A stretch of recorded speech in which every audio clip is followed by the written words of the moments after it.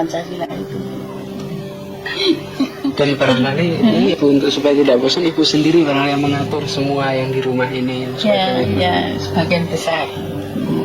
Dibantu dengan kepala rumah tangga tentunya. Tapi sebagian mengenai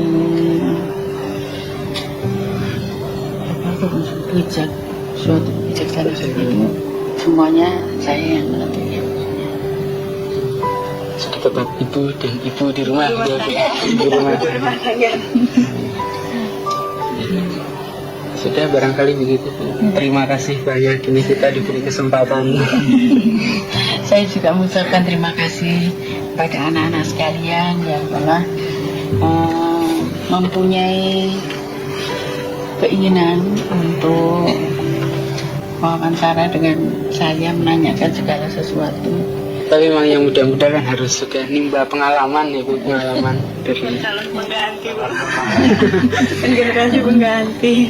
Dan saya harapkan semoga Tuhan Yang Maha Esa selalu akan memberikan perlindungan dan bimbingannya kepada anak-anak sekalian. Amin. Dan tahu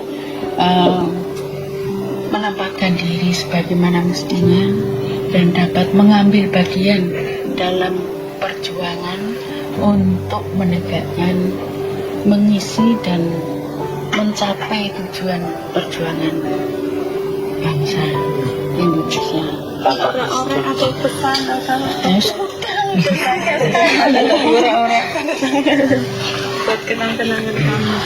Iya, ini tadi kan kenang-kenangan pertanyaannya tadi.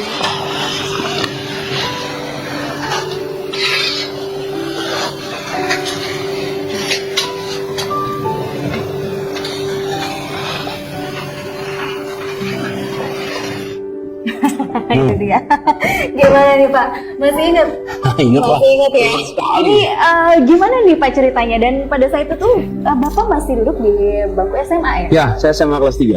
Oke, gimana Pak ceritanya kok bisa akhirnya Bapak menjadi pembawa acara? Ini unik banget, menarik Pak. Iya. Jadi waktu itu saya Pemret SMA kelas 3, Oke. nama program Tanah Merdeka. Tanah Merdeka itu adalah anak-anak SMA yang diseleksi. Ada juga mahasiswa tahun pertama, tahun kedua. Setelah mereka diseleksi, dipilih untuk menjadi, waktu itu namanya Tanah Merdeka, reporter Tanah Merdeka. Nah, kita itu menjadi interviewer, mewawancara tokoh-tokoh. Kenapa? Karena TVRI waktu itu dipimpin oleh Pak Ishadi. Pak Ishadi ingin anak-anak muda melihat role model sebagai opsi buat mereka. Tokoh-tokoh sebagai role model. Nah, tapi yang wawancara anak muda sendiri, bukan orang TVRI. Yang sering senior-senior. Jadi saya termasuk yang terseleksi di situ. Lalu saya menjadi aktif di sana dan menjadi Pemret. Jadi saya mewawancara banyak sekali.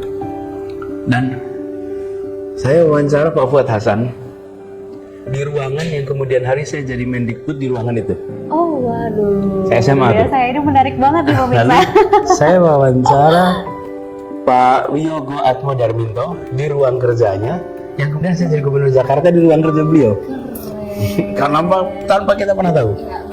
Tapi saya wawancara juga dengan Krisya, dengan Taufik Ismail, dengan MH, Eros Jarot, banyak sekali.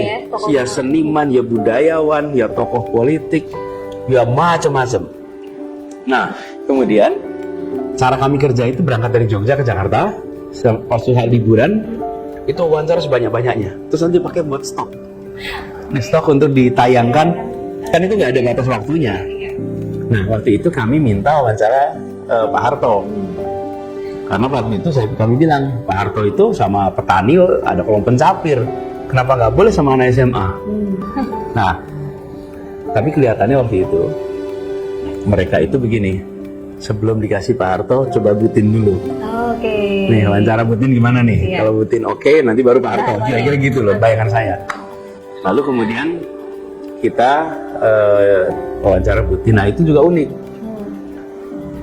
kami menginap di semacam youth hostel gitu di Ancol, disiapin milik DKI waktu itu. Jadi DKI punya asrama, kami kontak Pak Gubernur Wiyogo, terus sama Pak Yogo kasih tempat di situ. Kami nggak tahu apakah disetujui apa tidak, kan kita minta wawancara, nggak ada kabar. Tahu-tahu maghrib, kami dapat kabar dikasih tahu besok wawancara. Lalu diminta masukin pertanyaan malam ini. Duh, kita belum punya pertanyaannya. Terus mereka itu bilang nanti pertanyaannya dikirimkan saja. Jadi saya ke resepsionis di hotel itu pinjam mesin ketik. Duduk mesin ketik itu berdua bertiga, yuk kita tulis pertanyaan buat Putin besok. Tulislah, saya yang ketik pertanyaan itu. Lalu kemudian kita kirim pertanyaannya ke ajudannya. Gitu. Nah, besoknya kita datang ke Cendana. Dan pada saat itu kita wawancara itu nunggu di ruangan agak panjang gitu. Acara mulai lah. Ketika saya datang, saya baru tahu pertama kali tuh ada namanya laser printer. Langsung printer. Waktu itu printernya tuh, karena zaman saya dulu waktu itu masih dot matrix.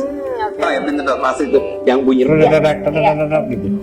Nah pas di situ pertanyaan saya udah diubah menjadi pertanyaan yang diketik ulang dengan laser printer. Saya bilang, wih keren bener Pak printernya tuh. Terus udah ada jawabannya. Jadi pertanyaan saya yang kita susun mesti ada jawabannya. Nah, tapi apa yang terjadi? Ketika kita mulai ngobrol, itu hilang semua itu. Pertanyaannya nggak kepake lagi, jawabannya nggak kepake lagi. Kenapa? Karena ya conversational. Ya seperti hari ini. Ya, kita ngobrol.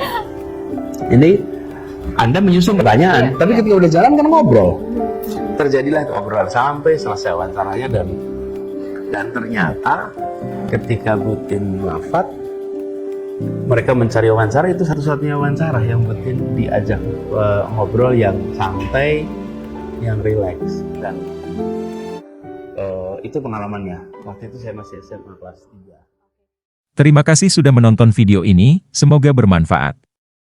Jangan lupa like dan subscribe ya guys.